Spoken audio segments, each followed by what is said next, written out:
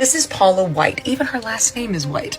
Interesting. Who's now the leader of the imaginary Christians are being persecuted in America often. But she meets her first husband, Dean Knight. They get together, they fall in love, they have a child out of wedlock, and then they get married.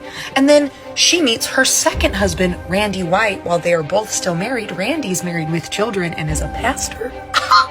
And they have a relationship for a year before they finally get divorced and get married. And then Randy and Paula build a ministry over the course of 18 years before filing for divorce.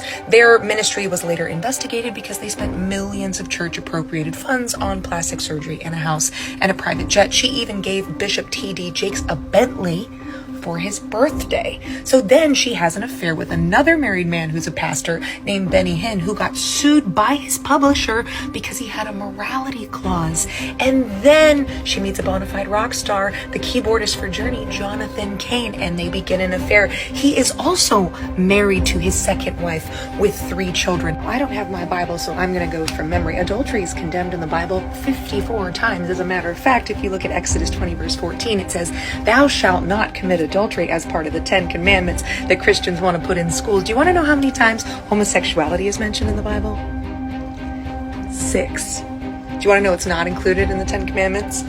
Abortion. But see, Christians have to find a group of people to hate a sin that's way worse than what they're doing, because otherwise they'd have to pay attention to the fact that they're all cheating on their spouses and condoning people who do. So not only are they not listening to the commandments to love the poor, serve the sick, help those imprisoned, help the stranger and the immigrant, they're also not listening to the ones about the sexual sin they shouldn't be committing.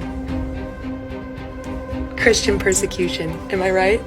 Ladies and gentlemen, we are at a whole new level. To say no to President Trump would be saying no to God.